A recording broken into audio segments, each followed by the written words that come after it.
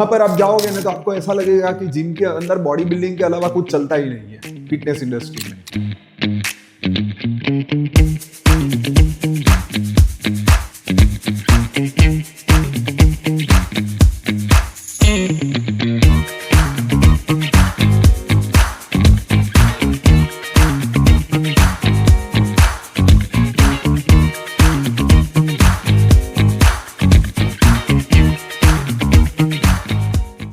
Some guests walk in with experience, others with wisdom. There are trainers, there are educators, and then there are pioneers who shape the very foundation of an entire industry. But today's guests bring legacy in the Indian fitness world that speaks louder than the words. With over 4 decades of experience, he has been training people since 1983, long before fitness became an Instagram trend or a lifestyle buzzword. He is a certified AC personal trainer, nutritionist, movement specialist, a black belt in Taekwondo, and a founder of FitX Exclusive, Gujarat's iconic personal fitness studio that has been running since 1987. More than just transforming bodies, he has also built an entire ecosystem, mentoring hundreds of trainers through his Fitness Trainer Education Academy, consulting gyms across Gujarat, and even bringing fitness to the schools, corporates, and mountain tops through his adventure programs. He has been a speaker, a referee, a leader, a mentor, and most of all, a true force behind building India's fitness culture from the grassroots up. Let's meet in the conversation with man itself. Start करते हैं पूरा का, जैसे कि AC trainer, nutritionist, movement specialist, black belt in taekwondo, मतलब इतना सारा कहाँ से मोटिवेशन आया ये सारा का सारा, मतलब आपको एक सब करने का? ऑडियंस को सर एक बार बताइए। पैशन को मोटिवेशन की जरूरत नहीं पड़ती। मोटिवेशन की जरूरत तब पड़ती है कि जब पैशन नहीं होता है। सही बात है, ये मुझे ऐसा लगता है। मेरी लाइफ में मुझे मालूम नहीं पड़ा, मैंने कभी नहीं सोचा था कि मैं आगे जाके ये फिटनेस में वगैरह में आगे जाऊंगा। मेरी तो कोई अलग ही इच्छा थी।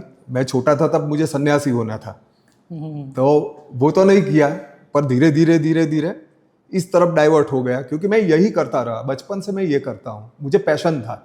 मुझे ऐसा लगता है कि मुझे रीडिंग के अलावा सिर्फ एंड सिर्फ स्पोर्ट्स, कूदना, दौड़ना यही पसंद था। मतलब फिजिकल इन्वॉल्वमेंट तो होना ही चाहिए। वही मुझे बैठा बैठे खेलने की एक भी गेम नहीं आती। आप मुझे कैरम खेलने का बोलो, चेस खेलने का बोलो, मुझे नहीं आता है।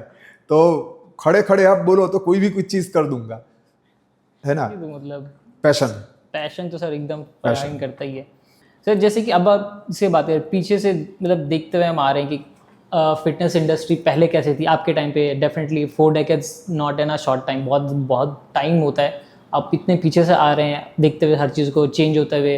अब आप कैसे देखते हैं पीछे से, लेकिन मतलब एक 40 ईयर्स बैक इतना सब नहीं था, सब कुछ ना जिम से इतने इक्विप थे ना कुछ, बट अब बहुत कुछ आ चुका है। तो कितना चेंज आप देख रहे हैं इन सब चीज़ों में? मुझे लगता है कि आप पूछ रहे हैं कि ट्रांजिशन कैसा देखा। हाँ, पूरा का पूरा ट्रांजिशन कैसा। ऐसा है कि पहले फिटनेस था ही नहीं। जब हम लोग छोटे थे तब फिटनेस वर्ड भी नहीं था, कई वर्ड नहीं थे। जैसे वीगन वर्ड नहीं था, तो फिटनेस वर्ड भी नहीं था। उसकी जगह पर उस समय कैसा था कि जो लोग खेलने कूदने में अच्छे होते थे, पैशनेट थे, वो लोग देसी अखाड़ों में या ग्राउंड्स में या कहीं एक्सरसाइज करने जाते थे, क्योंकि उनको शौक था। फिर धीरे से ऐसा टाइम आया, ब्रूसली वगैरह का टाइम आया, कि जब मार्शल आर्ट वगैरह बहुत बूम हुआ, जबरदस्त। उसके बाद आई जेन फोंडा एरोबिक्स वगैरह आया, वो 70s के आसपास आया। उसी समय पे थोड़ा थोड़ा बॉडी बिल्डिंग का कल्चर चालू हुआ था, राइट। अभी भी जिम के अंदर वीमेन वगैरह जो है वो स्टार्ट नहीं हुआ था, इंडिया में तो नहीं हुआ था। यहाँ पे फिटनेस स्टूडियो भी नहीं स्टार्ट हुए थे, ठीक है। अराउंड 93-95 के आसपास जिम जो है उसका कल्चर चालू हुआ, एकदम बेसिक लेवल पर। अब यहाँ पर नॉर्मल लोग आने लगे, पर उसके अंदर अभी भी स्टूडेंट्स लोग ज़्यादा थे, और वो भी ऐसे कि जिन लोगों को बॉडी बनाना है, मजबूत होना है, स्पीड बढ़ाना है, यानी कि परफॉर्मेंस के लिए ही आते थे, स्पोर्ट्स परफॉर्मेंस पर्टिकुलरली, राइट। अभी भी एस्थेटिक्स वगैरह नहीं घुसा था। उसके बाद में धीरे से जब जिम के अंदर ही कार्डियो वगैरह स्टार्ट हुआ, कार्डियो ट्रेनिंग वगैरह, स्टेप एरोबिक्स है, राइट, एटसेट्रा, तो उस समय पर वीमेन जो है वो आने का चालू हुआ, right. That is I think around 97 के आसपास ये सारा बड़ा। उससे पहले तो सब मना ही करते थे उससे पहले ना वीमेन तो आती ही नहीं थी। मैं एक योगा की बैच चलाता था, 93 95 के आसपास योगा की बैच चलाता था, उसमें वीमेन ही आती थी। और वो दोपहर के टाइम पे जब कोई नहीं होता है जिम में, तब 4 बजे के आसपास बैच चलाता था। उसके अलावा वीमेन आती ही नहीं थी, राइट, ऐसा कल्चर था। और लगभग मैंने कहा ना 2000 के आसपास धीरे धीरे वीमेन ज्यादा आने का चालू हुआ। आज मेरे जिम के अंदर जितने मैन है इतनी ही वीमेन है, कम नहीं है, राइट। और यस, और अभी जो है उसका ट्रेंड बिल्कुल बदल गया है। पहले लोग फास्ट होने के लिए आते थे, ताकतवर होने के लिए आते थे, फ्लेक्सिबल होने के लिए आते थे, राइट, बलवान होने के लिए आते थे। बॉडी बिल्डिंग भी नहीं था पहले, बहुत कम था, राइट। बट आजकल के यूथ में हाँ, कंपटीशन में खेलने वाला पूरे जिम के अंदर एक होगा, राइट, ऐसी हालत थी पहले। तो मेरे वक्त में तो हम समझ ही नहीं आता था कि बॉडी बिल्डिंग क्या है, हम जब बहुत छोटे थे तब, राइट। अब धीरे धीरे बॉडी बिल्डिंग का कल्चर आया। बॉडी बिल्डिंग के कल्चर के पीछे पीछे आज के जमाने में सबसे ज्यादा जो लोग आते हैं वो ऐसे लोग आते हैं कि जो फिटनेस के लिए आते हैं। अब फिटनेस के अंदर भी 2-4 चीज होती है। एक कि ऐसे लोग कि जो लोग जिंदगी भर एक्सरसाइज नहीं की है और उनको अभी कोई ना कोई हेल्थ रिस्क चालू हुआ है, राइट। जिम में 40% लोग ऐसे हैं कि जिनको हेल्थ रिस्क है इसलिए आते हैं, राइट। बाकी जो बचे 60%, उसके अंदर से दूसरे 30-40% लोग ऐसे हैं कि जो ऐसा सोचते हैं कि मुझे वेट लॉस करना है या वेट गेन करना है एटसेट्रा, राइट। खाली जिम के अंदर 5-10% लोग ऐसे हैं कि जो ऐसा सोचते हैं कि मुझे बॉडी बनाना है। जो बॉडी बिल्डिंग वगैरह जो है उसका आज के जमाने में भी उसके स्पेशलाइज जिम है। जाओगे ना तो आपको ऐसा लगेगा कि जिम के अंदर बॉडी बिल्डिंग के अलावा कुछ चलता ही नहीं है फिटनेस इंडस्ट्री में, क्योंकि वहां पे 80-90% लोग ऐसे होंगे कि जो लोग बॉडी बनाने आते हैं, राइट। पर जो सोफिस्टिकेटेड जिम है, अच्छे ट्रेनर्स है या जहाँ फिटनेस स्टूडियोज वगैरह है, वहाँ आज के दिन में अभी आप मुझे पूछो तो उसमें बॉडी बनाने के लिए जो आते हैं, एस्थेटिक्स के लिए आते हैं, वो 5% हो गए हैं, राइट। एस्थेटिक्स यानी लुकिंग गुड, राइट, इन अ वे, राइट। लुकिंग गुड का इक्वेशन लोग करते हैं बॉडी बनाना, उस पे फोकस हो गया पूरा का। हाँ, वो चाहे कहेगा कि मुझे मॉडल जैसा बनाना है या कोई बोलेगा कि मुझे बहुत बड़ा बॉडी बनाना है। मेरे पास तो बहुत बड़े बड़े बॉडी बनाने वाले आते नहीं है, हार्डली आते हैं। I don't have specialization. पर आपने ये भी जैसे आपने बात करी, अब वुमेन्स का भी चेंजमेंट आया और ये सब भी आया, बट आपने जब स्टार्ट किया था, डेफिनेटली आपने अभी बात करी कि 40 साल पहले आपने किया था, 4 डेकेड्स, तो आपको क्रिटिक्स पे आप कैसे जाते थे? मतलब लोग तो बोलते होंगे कि यार ट्रेनर क्या कर रहे हो, अभी आप ये कर रहे हो। अरे ऐसा कहते थे कि तुम खाओगे क्या, हाँ, आगे जाके क्या करोगे, ये क्वेश्चन तो रहता ही है। अरे मुझे तो लिटरली पूछा था कहीं पे किसी ने, मुझे याद है एक नेशनल कैंप में गया था, नागपुर गया था मैं, बहुत बड़ा कैंप था, तो उसके अंदर मैं गया था। तो मुझे किसी ने पूछा कि हाँ भाई साहब तो आप क्या करते हो, तो मैंने कहा मैं है ना टाइक्वांडो सिखाता हूँ सबको। तब मैं टाइक्वांडो के क्लास चलाता था। I am talking about 1984, right, हाँ 84-85 में, right, when India one the world cup. हाँ, तो बोले कि यार ऐसा नहीं पूछता हूँ। तो मैंने कहा तो क्या करते क्या हो? तो मैंने कहा मैं टाइक्वांडो की क्लास चलाता हूँ। ना आप जीने के लिए क्या करते हो, what are you doing for living, ऐसा मतलब था उसका। मैंने कहा साहब मैं समझता हूँ आप क्या पूछ रहे हो, मैं यही जवाब दे रहा हूँ आपको। मैं 18 ईयर्स का था। 18 ईयर्स का बच्चे को तो पूछना भी नहीं चाहिए कि तू कमाने के लिए क्या करता है, पर उसने पूछा। मैंने जवाब दिया कि मैं 16 साल का था ना, तब से ये टाइक्वांडो की क्लास चलाता हूँ, मुझे और कुछ आता ही नहीं है और मैं इसमें से कमाता हूँ। बोले अरे कोई एक्सरसाइज सिखाने के पैसे लेता है क्या? मैंने कहा यार मैंने भी दिए थे मेरे मास्टर को, और मुझे क्योंकि कुछ नहीं आता है तो मैं जिंदा रहने के लिए ये करता हूँ। ओके सर, अगेन मैं इस पे आऊँगा कि बार बार सर मेरा फोकस उस पर है कि 40 years is not a short time. Again then career को लेके क्या बोलते थे मतलब लोग कि जैसे कभी कभी जैसे आपने बोला कि क्रिटिक्स होते थे क्या आएगा खाएगा क्या, तो व्हाट वाज योर थॉट कि मतलब मैं ऐसा एक सेल्फ कॉन्फिडेंस होता ना कि हाँ मैं तो कर लूँगा ऐसा करके, या मैं करके बताऊँगा लोगों को, क्योंकि इनिशियली तो नहीं होता किसी को विश्वास कि ये करेगा या नहीं करेगा, बट आपके लिए कैसा था वो फेस? मैंने कहा ना आपको पैशन, तो पैशन वाले लोग हैं ना भूखे भी रह सकते हैं। बात तो सही आपने सुना होगा कि बहुत सारे क्रिकेटर, रनर्स, ये सब की आप लाइफ देखोगे तो वो बताएंगे कि मेरे को तो मुझे तो न्यूट्रिशन के भी तकलीफ थी, कहाँ से पैसा लाओ, है ना, खाने के भी पैसे नहीं थे। कई लोग ऐसे थे कि जो राइट। चानू देवी वगैरह वो लोग मजदूरी करते थे अपने खुद के खेत में, राइट, ऑलरेडी, और फिर वो लोग शाम को प्रैक्टिस करने जाते थे। तो ये परिस्थिति थी।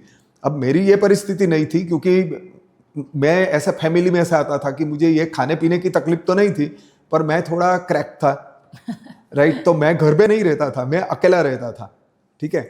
और मैं जानता था कि मेरे में वो शक्ति है कि मैं जिंदा रह सकता हूँ। एंड बिलीव मी कि मुझे पैसे की कभी तकलीफ नहीं पड़ी मेरी लाइफ में, नहीं, क्योंकि मैंने मेरे काम को पूरा दिल दिया था। और वो जमाने के अंदर भी मैं 4-5 हजार कमाता था। 85 के, हाँ यस, 84-85 में मैं इतने सारे पैसे कमाता था, मुझे समझ ही नहीं पड़ती थी कि इसका क्या करने का, वो पैसे का, क्योंकि मैं तो सफेद कपड़े पहनता था, मुझे सन्यासी होना था ना, भूल मत जाना। तो मैं तो मेरे को पैसे ही नहीं चाहिए, तो मैं फीस रखी थी 35 रुपीज फीस रखी थी, तो भी 4-5 हजार इकट्ठे हो जाते थे। 200 लड़के आते थे मेरे पास सीखने, राइट। तो मुझे पैसा तो मिल जाते थे जितने चाहिए, वो किताबें लाता था उससे, और क्या। तो पैसे की तकलीफ नहीं पड़ी, बिल्कुल तकलीफ नहीं पड़ी। लोग जो है वो पहले बोलते रहते थे, फिर लोग भी मेरे साथ एग्री हो गए कि यार नहीं यार, टैलेंटेड बंदा है, हाँ, तो लोग अपनी साइड हो जाते हैं। रिजल्ट्स इनिशियली जब नहीं आते तब तो नहीं होता, लेकिन जब आना शुरू करते हैं तो लोग पलट के तो आते हैं सर, वो बात तो है।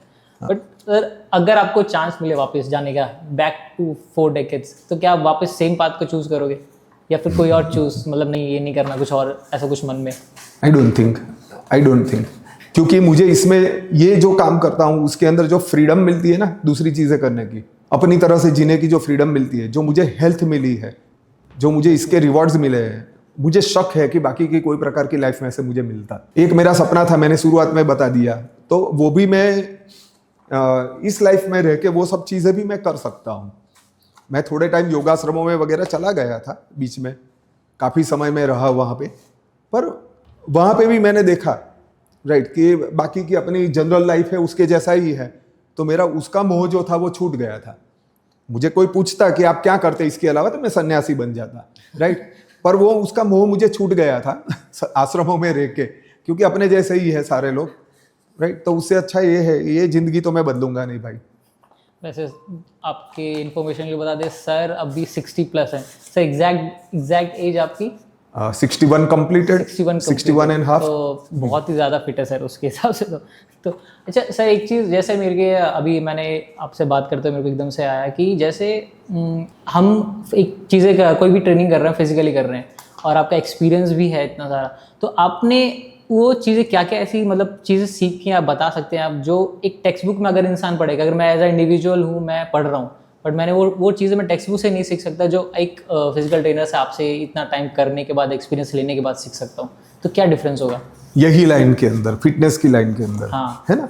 हाँ, you are not talking about life relations ना, राइट, इंक्लूडिंग लाइफ रिलेशंस, वो हम सीख सकते हैं, जो टेक्स्ट बुक में हमें नहीं सीखने को मिलेगा, वो हम यहाँ पे क्या कर सकते हैं? हाँ, बहुत सारी चीजें इसमें से सीखने मिली है, राइट, फिटनेस के फील्ड में रहकर, राइट। बाकी के फील्ड के अंदर अगर कोई मैं होता, तो वहां पर मुझे मेरी फिटनेस का महत्व कभी समझ में नहीं आया होता, क्योंकि मेरी फिटनेस को चैलेंज हो ऐसा कोई मौका ही नहीं आता है। सोचो मैं डेस्क जॉब कर रहा हूं, सोचो मैं टीचिंग का जॉब कर रहा हूं, राइट, सोचो कि मैं वकालत कर रहा हूं, डॉक्टर हूं, कुछ भी हूं, वहां पर कहीं पे भी मेरी फिटनेस का चैलेंज आता नहीं है फिटनेस को। तो मुझे फिटनेस का इंपॉर्टेंस और अच्छे बॉडी का इंपॉर्टेंस कभी समझ में नहीं आता। इतना ही नहीं, हो सकता है कि मुझे हेल्थ क्या होती है और हेल्थ क्यों जरूरी है वो भी कभी समझ में नहीं आता, क्योंकि मेरे आजू बाजू भी मेरे जैसे ही होते, राइट, हाँ, वही मेरे जैसे ही होते।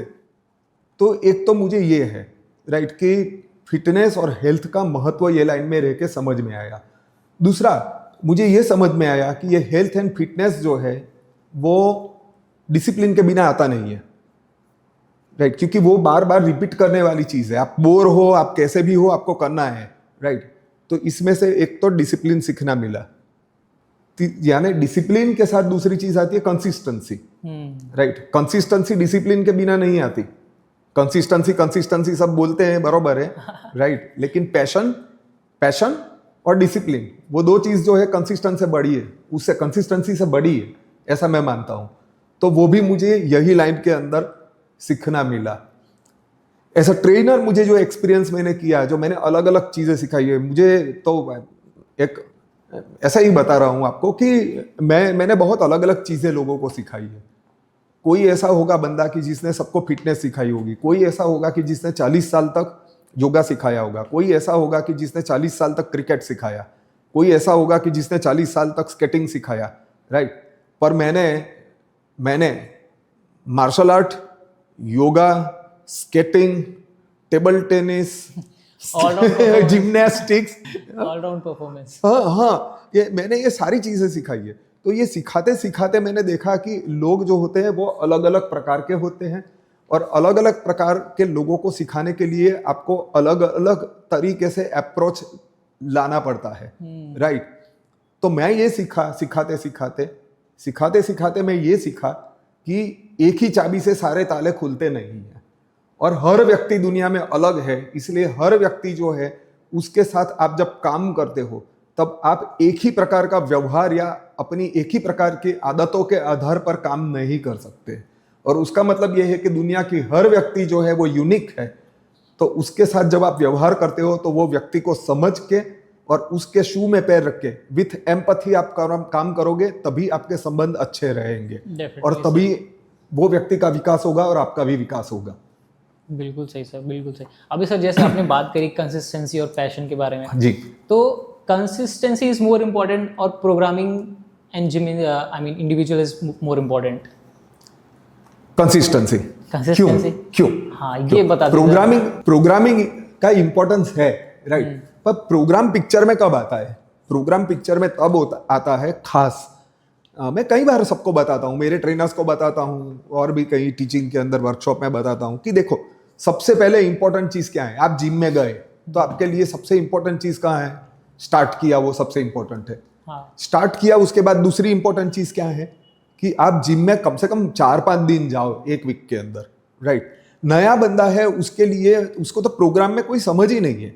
इवन बीइंग अ ट्रेनर आपको भी समझ नहीं पड़ेगी कई बार कि कहाँ से शुरू करूँ ये बंदे को, क्योंकि उसका माइंड इतना वेवरिंग होता है। एक दिन बोलेगा कि मेरे यार बाइसेप बनाओ जो, फिर दूसरे दिन बोलेगा कि मेरे है ना पेट कम करना है, तीसरे दिन वो बोलेगा वेट लॉस करना है। वो खुद ही क्लियर नहीं है तो ट्रेनर भी क्लियर नहीं होता है, राइट। तो प्रोग्राम के बजाय आपका शुरुआत का समय जो है वो व्यक्ति जो है उसको मजा आए, आनंद आए, राइट, जिम में आने के लिए। हाँ, इसलिए आपको ऐसा माहौल बनाना है जिम में, ऐसा ट्रेनिंग एक्सपीरियंस देना है ताकि उसकी कंसिस्टेंसी बढ़े, राइट। प्रोग्राम तो पिक्चर में तब आता है कि जब वो 1-2 महीने की ट्रेनिंग करता है, अब वो कंसिस्टेंट हो गया और उसने भी नक्की कर लिया कि हाँ मेरा यही गोल है, राइट। या फिर वो स्पोर्ट्समैन है और स्पोर्ट्समैन है तो गोल लेके ही आता है, राइट, कि मेरा हैमस्ट्रिंग बहुत वीक है सर, कुछ करो इसका। तो उसको तो मालूम है कि उसको क्या करना है। फिटनेस वाले जो है उसको मालूम नहीं है उसको क्या करना है। वो आए हैं वेट लॉस करने और कब वो बॉडी बिल्डिंग में चढ़ गए उसको मालूम नहीं पड़ता है, राइट। तो जिम में होता है। हाँ, प्रोग्राम का महत्व तब है, राइट, कि जब व्यक्ति जो है वो क्लियर हो जाता है कि उसको एग्जैक्टली क्या चाहिए, राइट। और तो भी फिर वो एग्जीक्यूट करने के लिए तो आपको कंसिस्टेंसी ही चाहिए। अल्टीमेटली आपको कंसिस्टेंसी चाहिए और उसके लिए डिसिप्लिन चाहिए। बिल्कुल सही, आई विल ऐड इट, बिल्कुल सही, बोथ गोस टुगेदर। बट अभी जैसे अगर हम इसकी बात करें कि आपने बोला कंसिस्टेंसी, तो अब एक न्यूबी है, जैसे अगर मैं स्टार्ट कर रहा हूँ या कोई इंडिविजुअल स्टार्ट करता है तो क्या मिस्टेक्स मेजर करता है एज अ बिगनर? वो क्या क्या मिस्टेक्स करता है जो कि उसको नहीं करनी चाहिए, क्योंकि अल्टीमेटली उसका स्लो डाउन करेगा प्रोग्रेस जो भी होता है? 2-3 से, राइट। पहला ये अचानक से प्रोग्रेशन करने का ट्राई करना, ये सबसे बड़ी मिस्टेक है। ऐसा समझना, बहुत उत्साह में आ जाना और ऐसा समझना कि मैं तो है ना, देखना 1-2 महीने में मेरा ऐसा हो जाएगा करके, जिसको गुजराती में आड़े धड़ कहते हैं, जो मन में आया वो धनाधन जो दिखा करने लगा। एक लेडी को मुझे लिटरली कहना पड़ा था कि मैडम ये बुफे डिनर नहीं है कि सब चक्के देखोगे। उसको कमर में दुखता था, मैंने ना बोला था कि इतना नहीं करने का, तो भी वो आके सब करने का पैसे दिए ना। तो मैंने कहा कि ये बुफे डिनर नहीं है, आपकी कमर और बिगड़ जाएगी, आपके घुटने और खराब हो जाएंगे, आपको ये नहीं करना है, राइट। तो एक पहली मिस्टेक ये है कि उतावलापन आ जाना और जल्दी से गोल जो है उसको अचीव करने की कोशिश करना। दूसरी मिस्टेक है इनकंसिस्टेंसी, कभी आना कभी नहीं आना। 1 महीने में 10 दिन आते हैं तो रिजल्ट नहीं आते, फिर चिल्लाते हैं कि रिजल्ट नहीं आ रहा है, राइट। थर्ड मिस्टेक ये है ये एक इम्पॉर्टेंट चीज़ है जो बड़े बड़े ट्रेनर भी चूक जाते हैं। वो क्या है मालूम है कि कोई भी बंदा नया जब ज्वाइन करता है तो वो इतना फिट नहीं है। जब वो फिट नहीं है ना तो उसका कैलोरी बर्नआउट जो है वो ज़्यादा नहीं होता है, वो ज़्यादा एक्सरसाइज नहीं कर पाएगा, बहुत लाइट एक्सरसाइज कर पाता है। इसलिए शुरुआत के अंदर शुरुआत के अंदर उसके डाइट पर उसको बहुत ध्यान देना है। क्या खा रहा है, कितना कार्ब्स जा रहा है, हाँ, कितना- शुरुआत से ही ध्यान देना है। नहीं तो क्या होता है कि अब तो मैंने एक्सरसाइज चालू की है, अब तो सब अब कुछ खा वो सकते हैं। उसको लगता होगा कि बहुत जोरदार एक्सरसाइज है। See what happens, people always overestimate their activity and they always underestimate their calories. Right, उनको लगता है मैं बहुत करता हूँ, क्योंकि नेचुरली अनफिट है तो वो बहुत थक जाता है। तो जब बहुत थक जाता है तो वो बोल जाता है, ऐसा समझ, मैंने 500 कैलोरी तो बर्न की होगी, तो 2 समोसे तो बनते हैं। नहीं तो फिर आज तो कर ही लिया, कल तो वापस बर्न तो कर ही दूंगा। हाँ तो उसके तो डाइट में भी शुरुआत में बहुत कंसिस्टेंट रहना चाहिए। ये 3 चीज होनी चाहिए। Definitely sir. कभी ऐसा हुआ है सर आपके साथ, मतलब ऐसा कि क्लाइंट ऐसा मिल गया हो कि मतलब सर का पेन इन द नेक हो गया हो कि भाई यार ये कैसे, इसका टाइम खत्म हो, इसको भेजो। कभी ऐसा हुआ कोई इंसिडेंट आपके साथ? क्या ट्रेनर और कोच को ऐसा राइट है ऐसा सोचने का? ऐसा तो नहीं है, बट द थिंग इज कि no, a trainer got no right to think like that. आप सोच ही नहीं सकते हो कि the person is pain in neck. No, आप सोच ही नहीं सकते हो। राइट, आज ही मुझे किसी ने, आज की ही बात है, आज की ही बात कि मेरा एक क्लाइंट है इवनिंग का, उसने मुझे ऐसा मैसेज किया, sir I am not your good student. अब वो अंकलेश्वर से आता है तो बेचारे को कितना दूर पड़ता है, तो शाम को 7 बजे का उसने बैच लिया कि मैं शायद पहुंच जाऊं। वीक में से कम 4 दिन वो पहुंच नहीं पाता, और वो मेरी ही पर्सनल ट्रेनिंग ले रहा है। तो मुझे बोला कि I am not your good student. मैंने कहा पहले तो आप, you are not my student, you are my client, first thing. Second thing कि आप मेरे स्टूडेंट होने का सवाल ही नहीं है, आप मेरे क्लाइंट हो। और दूसरा कि आपको रेगुलर रखने के लिए या आपकी एक्सरसाइज का केयर करना और आपको आपके प्रॉब्लम्स दूर करने में हेल्प करना, वही मेरा काम है, वही कोचिंग है। तो मैं, आप अच्छे क्लाइंट या स्टूडेंट नहीं हो उसका कोई सवाल ही नहीं आता है।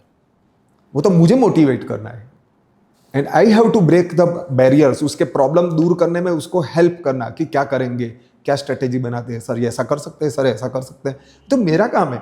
तो चलता है यार, होता है। देख। हाँ, ओके सर, हमने वुमेन्स की बात करी कि वुमेन्स इन फिटनेस ट्रेनिंग, तो क्या वेट ट्रेनिंग फॉर वुमेन्स अभी भी कुछ इस पे सवाल हैं इस इन द 20th सेंचुरी? क्या अभी भी इस पे बहुत है कम कुछ? हो गया, बहुत कम हो गया। कम हो गया। मुझे कम से कम 2 साल से एक भी लेडी ऐसी नहीं मिली है कि जिसने ऐसा मुझे कहा हो कि मुझे आदमी जैसा मसल नहीं बनाने। हाँ, पहले क्या था कि जो आए ना तो वो बोले कि मेरे मसल्स तो नहीं बन जाएंगे ना, या सर मेरे को मस्कुलर बॉडी नहीं बनाना है। हाँ, ऐसा कहती थी। मिसकंसेप्शन बहुत। हाँ, कम से कम 2 साल से मेरे पास एक भी लेडी नहीं आई।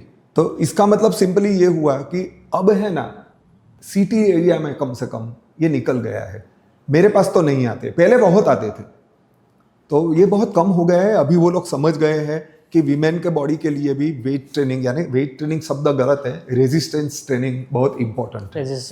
रेजिस्टेंस ट्रेनिंग वीमेन के लिए भी बहुत इंपॉर्टेंट है, वो लोग समझने लगे हैं। यहाँ तक कि मुझे तो इवन डॉक्टर्स वगैरह जो थे, वो भी गायनेकोलॉजिस्ट वगैरह जो है, वो 4-5 साल पहले वो लोग ऐसा कहते थे, देखो हाँ वेट ज़्यादा नहीं उठाना है, कार्डियो करना, योगा करना। आज है ना, डॉक्टर्स भी ऐसा बोलने लगे हैं, उनके फैमिली मेंबर्स को भी मेरे पास भेजते हैं, तब कहते हैं ज्वलन सर बोले वैसा ही करना, फिर बोलेंगे इनको वेट ट्रेनिंग वगैरह कराना। हाँ सर, या क्लाइंट को ऐसा अपने पेशेंट्स को कहने का स्टार्ट किया है डॉक्टर लोगों ने कि वेट ट्रेनिंग बहुत जरूरी है। राइट, तो अब वो नहीं रहा है, कम हो गया, बहुत कम हो गया। नहीं, कम हो गया है। तो सर जैसे अभी इस यूथ में जैसे हमने देखा है कि बॉडी ट्रांसफॉर्मेशन का बहुत क्रेज, मतलब एकदम क्रेज चल रहा है कि नहीं 30 दिन में का बॉडी इतना डेवलपमेंट, वेट लूज कर दिया, ये कर दिया। बट आपका क्या टेक है, क्या असली में ऐसा होता है? क्योंकि सोशल मीडिया पर तो बहुत सारी चीज़ें चल रही हैं कि 30 दिन में कम कर दिया, शॉर्टकट ना, शॉर्टकट। हाँ,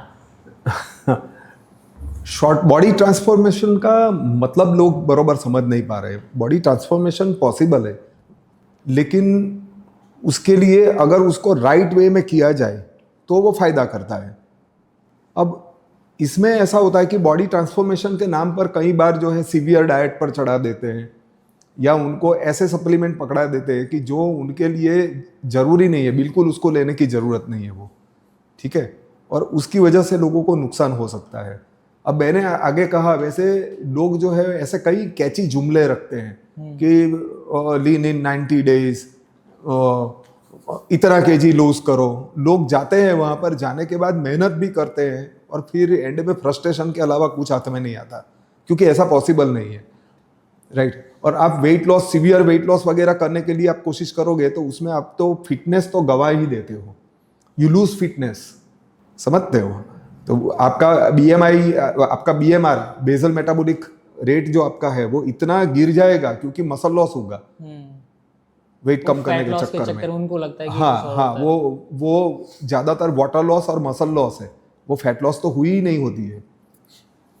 डेफिनेटली सर। और तो फिर इसमें क्वेश्चंस जैसे एक और पुट अप हुआ है कि जैसे कि what is the biggest scam happening in Indian fitness industry right now? Fitness industry में बिगेस्ट स्कैम कहो तो ऐसे देखो तो वो स्कैम जैसा नहीं है और है, राइट। अगर आप स्कैम बोलो तो वो स्कैम, अच्छे जिम के अंदर कोई स्कैम नहीं है, राइट। कोई कहेगा न्यूट्रिशन स्कैम है ना, न्यूट्रिशन कोई स्कैम नहीं है, राइट। जो है वो मिसअंडरस्टैंडिंग है, वो एक अलग किस्सा हो गया। लेकिन फिटनेस इंडस्ट्री में आप बोलो तो उसमें बहुत सारी चीजें आ जाती है। जैसे कई लोग ऐसे होते हैं कि वो जिम के नाम पे जिम चलाते हैं, पर वहां पर ज्यादातर सर्टेन प्रोटीन पाउडर वगैरह चेन बिजनेस वगैरह चलता होता है और उनकी क्लब्स वगैरह चलाते हैं। ये लोग क्या करते हैं कि लोगों को कीटो डाइट पे, इंटरमिटेंट डाइट पे चढ़ा देते हैं, कुछ काढ़ा बाढ़ा पिलाते हैं, ये सब करते हैं। अब कोई जानता नहीं है कि काढ़े में उसने ओजेम्पिक डाल दिया या कुछ डाल दिया, आपको कैसे मालूम पड़ेगा? पता ही नहीं है सर, लोगों आपको पता ही नहीं है। जो देते हैं, राइट। किसी ने आके मुझे कहा कि फलानी जगह पे इतना रिजल्ट आता है, 1 महीने में 10 किलो कम हो जाता है। मैंने पूछा क्या है, उन्होंने मुझे समझाया, उसमें ऐसा था, वहां बैठने का, लेक्चर सुनने का, आपको एक काढ़ा देंगे। क्या गवर्नमेंट या कोई भी को मालूम है कि काढ़े में क्या दे रहे हैं? अंदर मान लो कि वेट लॉस की प्रोहिबिटेड कोई दवाई भी डाल दी, राइट, जो डॉक्टर की सलाह के नीचे लेना चाहिए था, स्केड्यूल ड्रग डाल दिया। और ऐसा हो चुका है, और इंडिया में एक बार, आज नहीं 20 साल पहले पकड़ा गया है और केस साबित हुआ था कि एक वेट लॉस की बड़ी ऐसी चेन थी और चेन वाले जो थे वो अंदर ऐसी दवाइयां डाल देते थे कि जो डायूरेटिक है, राइट। और उससे फिर बोले देखो हमारा एक सेशन लिया, आपने 500 ग्राम कम हो गया, पर वो तो पेशाब में निकल गया, पसीने में निकल गया, राइट। तो ये सब चलता है, लोगों को उससे सावधान रहने की जरूरत है। आपको वेट लॉस जो है वो बड़ा स्कैम है, वेट लॉस जैसा बड़ा स्कैम कोई नहीं है, मैं तो ऐसा कहूंगा। क्योंकि वेट लॉस तो अनेक तरीके से हो सकता है ना। एथलीट लोग नहीं करते, 2-2 घंटे तक कंबल ओढ़ के दौड़ा करते हैं क्योंकि उनको वेट कैटेगरी में आना है, बॉक्सिंग में, राइट। हाँ, तो बहुत तरीके से आप वेट लॉस हो सकता है, वो वाटर लॉस हो सकता है, वो मसल लॉस हो सकता है। तो ये वेट लॉस जो है ना, अगर स्कैम कहना है आपको तो उसके जैसा स्कैम कोई नहीं है। सर हमने देखा है जैसे जिम्स वगैरह में तो मोस्टली जैसे ट्रेनर्स भी बहुत सारे आजकल ऐसे हो गए हैं कि उनको मतलब हम गुरु बोलते तो हैं but they are not like us, मतलब उनको पता ही नहीं चीज़ें कैसे करनी है, वो गलत भी चीज़ें बताते हैं और इंडिविजुअल गलत जाता भी है। तो मेरा एक जैसे एक क्वेश्चन था, जैसे कि 500 वाला जिम जैसे बोलते हैं लोग, ऐसे होते हैं कि 500 वाला जिम है, फिर 1000 वाला जिम है, या तो महंगा और सस्ता जिम आप कैसे डिफरेंशिएट करते हो कि जाना किस में चाहिए इंडिविजुअल को? ये बहुत डिफिकल्ट है, राइट। क्योंकि मैंने, है ना, एकदम अच्छे जिम के अंदर भी 40-50% ऐसे ट्रेनर देखे हैं कि जिनको और कोई ट्रेनिंग की, मतलब आई मीन उन लोगों को और प्रोफेशनल ट्रेनिंग की जरूरत है, जिम को, ट्रेनर को, राइट। उनको और पढ़ाई की या किस जरूरत है। ऐसा नहीं है कि महंगे जिम के अंदर अच्छे ट्रेनर है, सस्ता जो जिम है उसके अंदर अच्छे ट्रेनर नहीं है। रादर मैं तो एकदम उल्टा बोलूंगा आपको कि आप कोई जिम के अंदर जॉब करते हो अच्छे वाले, और आपने एक छोटा सा जिम खोलने की हिम्मत की, वो हिम्मत क्यों की? बढ़ाने के लिए ना। आप ट्रेनर हो और आपने एक छोटा जिम खोलने की हिम्मत क्यों की जब इतने बड़े बड़े जिम चलते हैं? क्योंकि आप कॉन्फिडेंट हो कि आप ट्रेनिंग जानते हो, आप रिजल्ट ला पाओगे और आपको फॉलो करने वाले बहुत लोग हैं, आप अच्छे ट्रेनर हो। ये भी तो पॉसिबल है सर, है ना। हाँ, मैंने कभी कोई बड़े जिम के अंदर नौकरी नहीं की, मैंने नौकरी ही नहीं की है, पूरी जिंदगी में मैंने नौकरी नहीं की, मुझे मालूम नहीं है नौकरी कैसे करने का, मैंने जॉब ही नहीं की है, राइट। मैं ऐसे इंडिपेंडेंट ही चलाता हूँ। मेरे स्टूडेंट है वो बड़े बड़े जिम के अंदर मैनेजर हो चुके हैं वगैरह, और उन्होंने बड़े जिम खोल दिए। मैंने खुद ने कभी कोई बड़े जिम के अंदर जॉब नहीं की, मैंने कंसल्टेंसी दी है उनको, राइट। वो जॉब नहीं है, कंसल्टेंसी दी है, राइट। तो अब मेरा कहने का मतलब ये है कि आप ऐसा नहीं कह सकते हो कि कौन से जिम के अंदर अच्छे ट्रेनर होंगे। हर ट्रेनर अपने हिसाब से अलग है, राइट। पर हाँ, ऐसा जरूर कहूँगा कि आपने तो 50% कहा, 70% जैसे जितने ट्रेनर जो है उनको ये लाइन के अंदर कुछ एजुकेशन की जरूरत है। 70% ऐसे है ट्रेनर, एटलीस्ट बेसिक्स तो होनी चाहिए उनके पास। और एक्सलेंट तो 1% है, बहुत एलिट लेवल पे। और क्योंकि सर इसमें जैसे कि एक और चीज़ें आती हैं, जैसे कि सर्टिफिकेशंस की बात आती है इसमें, कि बहुत सारे ट्रेनर्स हमारे पास ऐसे हैं जैसे कि एलिट लेवल पे तो हमारे पास बेस्ट हैं, बट अगर एलिट लेवल से हम थोड़ा नीचे आएंगे तो they just do everything for certification. Certificate उनके पास है, वो शो करते हैं अपने क्लाइंट्स को कि मेरे पास ये मैं सर्टिफाइड हूँ, ये हूँ, और बोलते हैं हाँ ठीक है तुम मेरे पास से लो, पीटी लो, ये भी लो। तो इस तरीके से, तो इस पर आपका क्या टेक है कि मतलब आर दे आर जेन्युइन और नॉट? दो चीज़ें, आप डिमांड एंड सप्लाई समझते हैं, हाँ, राइट। अब इसकी ये बिजनेस इतना बूमिंग है, 27% उसका ग्रोथ रेट है इंटरनेशनली, राइट। वो बहुत ज़्यादा हुआ, और उसके सामने उसके अंदर काम करने के लिए जो ट्रेन स्टाफ होना चाहिए वो नहीं है, राइट। तो अब 2-3 चीज़ एक साथ होने लगी। एक ये कि जिम जो है वो मशरूम की तरह फूट गए हैं, हर जगह पर निकल पड़े हैं, राइट। दूसरी चीज़ ये हुई कि उसको स्टाफ की उनको ज़रूरत है, तो कई जगह पर वो जिम के अंदर जो क्लीन करते हैं हेल्पर है उनको भी ट्रेनर बना दिए, क्योंकि ट्रेनर नहीं है, राइट। तो उसको थोड़ा ट्रेन करके बिठा देते हैं, राइट। अब सर्टिफिकेट करने के लिए जो लोग जाते हैं उनको भी मालूम नहीं है कि मुझे जो पढ़ाया जाता है वो ठीक से पढ़ाया जाता है या नहीं, या आप ठीक से पढ़ाते भी हो तो सामने वाले जो है उनमें वो पात्रता ही नहीं है कि वो चीज़ को ग्रहण कर सके। जो ग्रेजुएट मुश्किल से समझ सके वो चीज़ उनको समझनी है, और वो पढ़े होते हैं 5-7 किताब। तो ये एक बहुत बड़ा पैराडॉक्स है, प्रॉब्लम है जो आप बोलो उसको, राइट। और उसका सॉल्यूशन एक ही है, सिर्फ एक सॉल्यूशन कि सारे जिम जो है वो अपने ट्रेनर्स को स्पेशली ट्रेन करने के वर्कशॉप्स रखे ट्रेनर्स के लिए, उसके अलावा और कोई सॉल्यूशन ही नहीं है। सही बात है सर। जैसे अभी हम बेसिक अभी न्यू जनरेशन जो भी आ रहे हैं, तो इनको ये लोग जिम जाते हैं, बॉडी बनाते हैं, जो भी कर रहे हैं, बट इनमें जैसे कि न्यूट्रिएंट्स लेते हैं, बहुत माइक्रो न्यूट्रिएंट्स इन पे नहीं हो रहे, नहीं मिल पाते इन लोगों को, ठीक है। जैसे बेसिक्स होते हैं जो नहीं ले पाते, तो ये लोग वे प्रोटीन के ऊपर जाते हैं, वे प्रोटीन करते हैं। बट बहुत लोग ट्रेनर्स हैं जैसे बोलते हैं कि नहीं लेना चाहिए। देयर आर ट्रेनर्स जो बोलते हैं ये सब नहीं लेना चाहिए, कुछ और खाना चाहिए, आपको नेचुरल चीज़ें जाना चाहिए। तो क्या ये जैसे कि अब शॉर्ट करें तो पाउडर पे जाएं या नेचुरल चीज़ों पे जाएं, आप क्या सजेस्ट करेंगे? नहीं, मैं ऐसे सिंगल आउट करके सजेस्ट नहीं करूंगा। देखो, एक बात हमेशा याद रखो कि जो क्लाइंट है, जिम जाने वाला है, उसके गोल क्या है वो इम्पोर्टेंट है। उसके गोल के हिसाब से उसे सजेस्ट करना पड़े। जिन लोगों को वे प्रोटीन वगैरह की जरूरत पड़ती है उनको पड़ती ही है, राइट। बात रही स्टीरॉयड वगैरह की, राइट। तो स्टीरॉयड्स वगैरह जो है वो जो लेते हैं वो लोग लेते ही हैं, और ऐसे जो अपने आप को एथलीट कहते हैं या बॉडी बिल्डर कहते हैं वो लोगों को जो चीज़ चाहिए वो चाहिए उनको, राइट। पर जनरल पब्लिक जो है उनको ये सब में नहीं पड़ना चाहिए। बात रही प्रोटीन पाउडर वगैरह की, तो वो भी एक चीज़ ऐसी है कि जिनको ज़रूरत पड़ती है। जैसे अकेला रहने वाला लड़का है और वो कोई मल्टीनेशनल कंपनी में जॉब करता है, वो अपना डाइट मैनेज नहीं कर पाता है, ठीक है। तो ज़्यादातर जोमेटो में से मंगवा के खाते हैं वो लोग, तो उनको सजेस्ट करना ही पड़े आप अच्छी कंपनी का, राइट, जो रिलायबल है वो आपको करना पड़े, ठीक है। तो वो गलत है ऐसा मैं नहीं कहूँगा लेकिन बहुत सारी पब्लिक एक ऐसी भी है कि जो जिम जाते हैं तो प्रोटीन लेना ही पड़े, वो सही नहीं है। हाँ। आप आधे घंटे की एक्सरसाइज करते हैं ना, उनको प्रोटीन पाउडर की कोई ज़रूरत नहीं है। उनको वेजिटेरियन वीगन डाइट, मैं तो कहता हूँ, उसमें से भी जितनी मात्रा में चाहिए उतनी मात्रा में प्रोटीन मिल जाता है। वे प्रोटीन है अपना, हम लोग खाते हैं वे प्रोटीन। तो अभी जैसे मैं इंडिविजुअल हूँ, मैं नॉर्मल मैं जिमिंग वगैरह नहीं जा रहा हूँ, बट मेरे को फैट कम करना है, और मैं तो क्या वे प्रोटीन उस टाइम पे लेना चाहिए अपने को? लोग करते ही है ना, ये बिजनेस करते हैं उसका, कि किसी को वेट लॉस करना है तो वेट लॉस करने के लिए ऐसा कहते हैं कि मील रिप्लेसमेंट, कि रात को आप बस खाना नहीं खाना है, खाली ये लेना है। देखो, मैं एक बात बता दूं कि अभी तक ऐसा कोई खाना इन्वेंट नहीं हुआ है कि जो आपके रेगुलर खाना जो है ना, उसको रिप्लेस कर सके। ये तो उसको बंद करके वो लेते हो, वो गलती है। उसको क्या कहते हैं? सप्लीमेंट। What is supplement?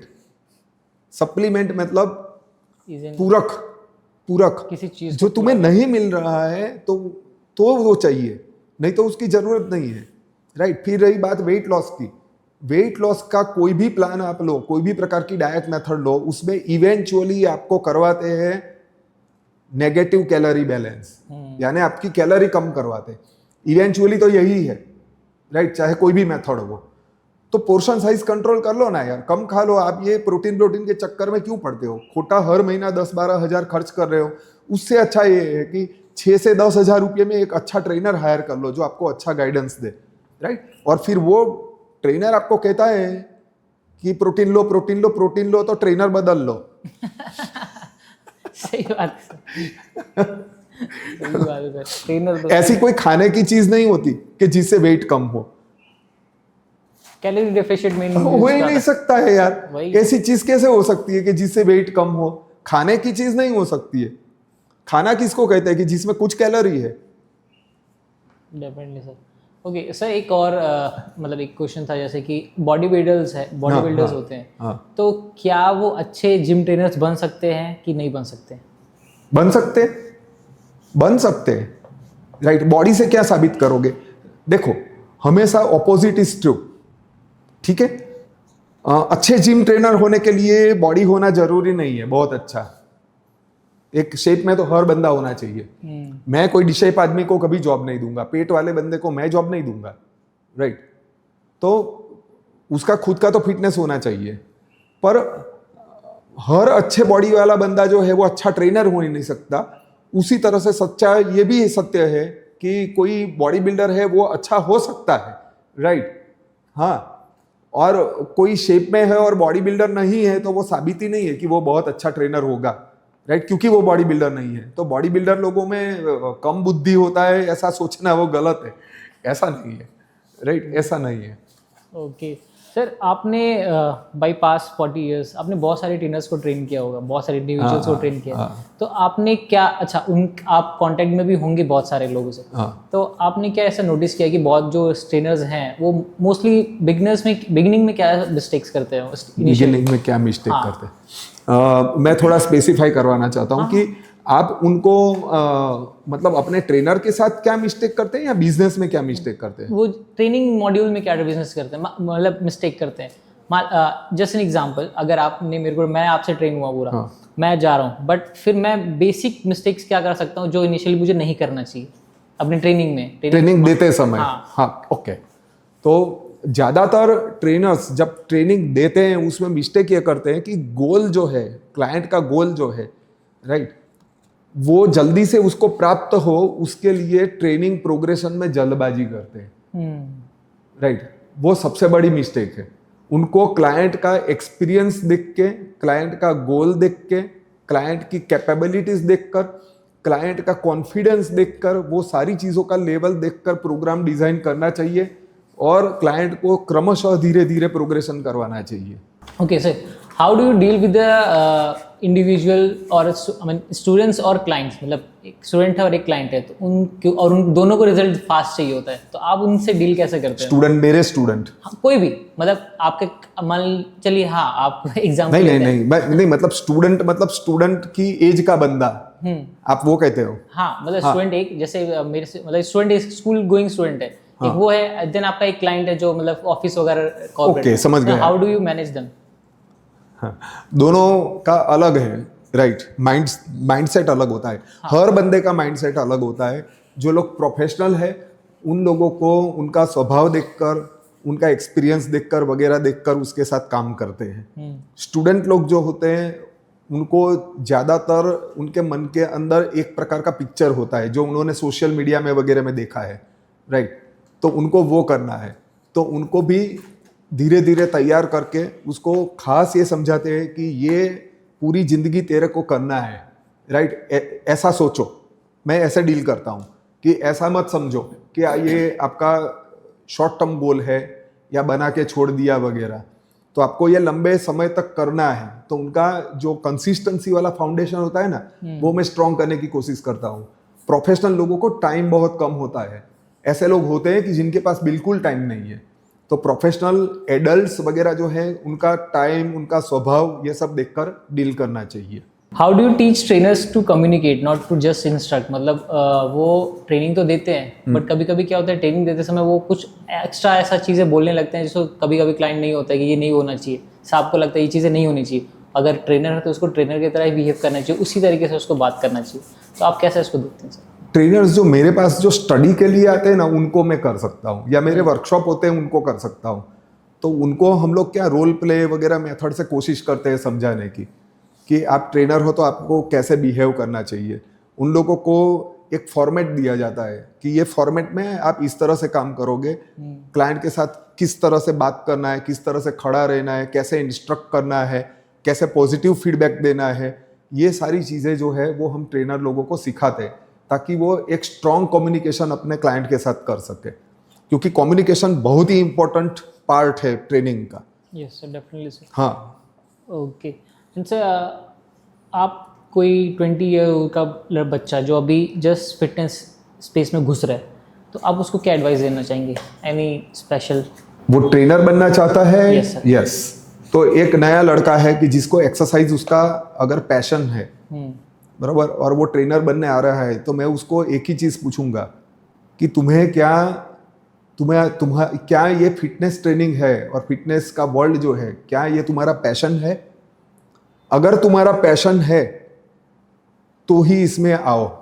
ये स्पोर्ट्स जैसा फील्ड है कि जिसमें से 10-20% लोग ही बहुत ज़्यादा अच्छा अर्न कर पाते हैं, और वो वही कर पाएंगे कि जिन लोगों को पैशन है। नहीं तो आपके पास टैलेंट है ना, या आपका अच्छा बॉडी है, तो भी आपका बिजनेस चलने वाला नहीं है।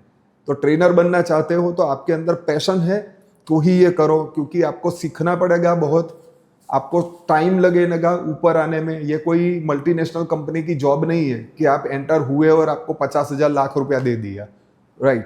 तो इसमें स्ट्रगल है ना? तो पैशन है तो स्ट्रगल सहन होगी, नहीं तो नहीं होगी। Definitely sir. सर, ऐसे कोई 3 ट्रेड्स जिसकी वजह से मतलब एक ट्रेनर है वो उसका इम्पैक्ट ज़्यादा हो अपने क्लाइंट पे, कोई बेसिक 3 ऐसे पॉइंट्स आप बता ऐसे सकते? 3 पॉइंट्स, हाँ, 3 ट्रेनर के। हाँ, इम्पैक्टफुल ट्रेनर्स Right. सके अपने। The first is knowledge, knowledge, definitely Right. Knowledge तो होनी चाहिए, सेकंड इज स्किल, स्किल होनी चाहिए। उसके अंदर स्किल होनी चाहिए। अच्छा, स्किल क्या होनी चाहिए? हाउ टू ट्रेन, कैसे एक्सरसाइज करना वो नहीं, how to train a person, उसकी स्किल उसके अंदर होनी चाहिए, right? And third important thing is strong communication. ये 3 जो है वो उसके आधार स्तंभ है, पिलर्स है। 3 पिलर्स हैं। तो सर, एक ये बताइए, जैसे कि अब 20th सेंचुरी में अभी आपको, आप देखते हो, पहले पुराना भी आपने देखा है कि कैसा था, और अब भी आप देख रहे हो कैसा ग्रो कर रहा है फिटनेस इंडस्ट्री। तो ये अब की जनरेशन किधर जा रही है, मतलब एक फिटनेस बेसिस पे किस, अब बताओगे उसको? मैं आशावादी हूँ, होपफुल हूँ, राइट? Yes. कि सही डायरेक्शन में जा रही है। देखो यार,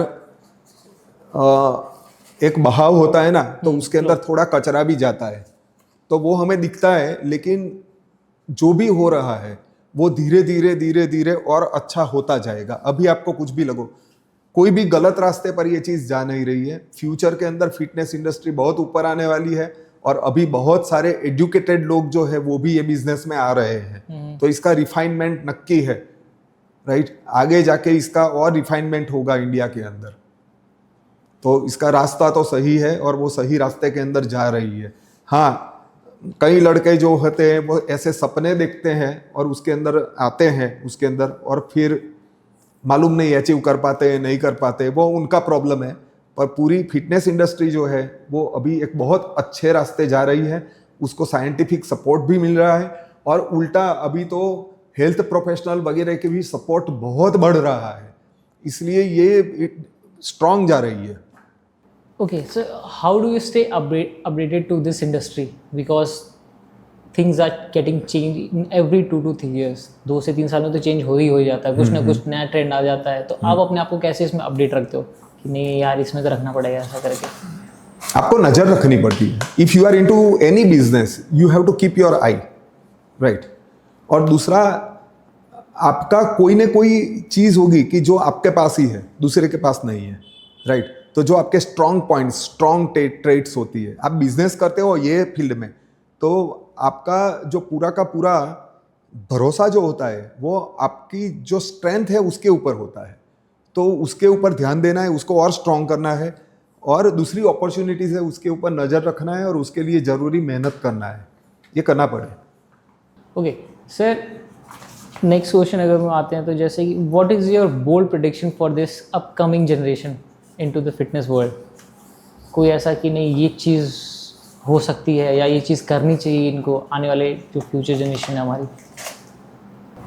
ऐसा फिटनेस बिजनेस अगर कहते हो आप, राइट, तो जो अभी का जनरेशन है उनको ध्यान देना चाहिए अगेन अपनी स्किल के ऊपर, अपने नॉलेज के ऊपर और कम्युनिकेशन पर.